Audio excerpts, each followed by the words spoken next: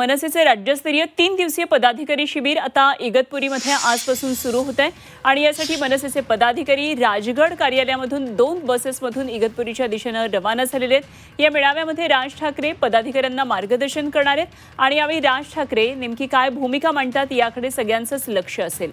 मुंबईहून पदाधिकारी आता रवाना होत आहेत आणि या संदर्भातला आढावा घेतलाय आमचे प्रतिनिधी मनोज कुलकर्णी यांनी। महाराष्ट्र नवनिर्माण सेनेच्या पदाधिकाऱ्यांचं शिबिर इगतपुरीत होत आहे आणि मुंबईतल्या राजगड या ठिकाणावरून हे पदाधिकारी जे आहेत ते आता इगतपुरीसाठी रवाना होत असल्याचं पाहायला मिळते आहे। या ठिकाणी 2 बसेस करण्यात आलेल्या आहे आणि या 2 बसेसच्या माध्यमातून हे सगळे पदाधिकारी जे आहेत ते इगतपुरीला जाणार आहेत। यामध्ये स्वतः राज ठाकरे मार्गदर्शन करणार आहे। यामध्ये नेते असतील, सरचिटणीस असतील, त्याचबरोबर विभागाध्यक्ष असतील, मुंबईतले विभागाध्यक्ष, मुख्य पदाधिकारी हे सगळे या ठिकाणी असणार आहेत।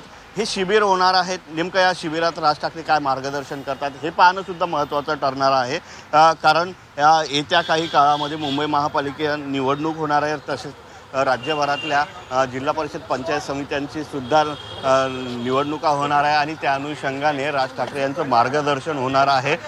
त्या मार्गदर्शनानंतर पुन्हा एकदा जे मनसेचे कार्यकर्ते असणार आहेत त्यांना एक जोश मिळणार आहे। निघताय तुम्ही, पदाधिकाऱ्यांचं संमेलन आहे, शिबिर होत आहे, काय सांगताय? नक्की साहेबांनी आदेश दिला त्याप्रमाणे आम्ही निघालेलो आहोत। काय मुख्य मार्गदर्शन तिथे गेल्यावरच कळेल। तर आपण बघितलं की या ठिकाणी मार्गदर्शन होणार आहे, परंतु नेमकं काय मार्गदर्शन करणार आहेत राज ठाकरे हे तिथे गेल्यानंतरच कळणार आहे। व्हिडिओ जर्नलिस्ट रवी मनोज कुलकर्णी, झी मीडिया, मुंबई।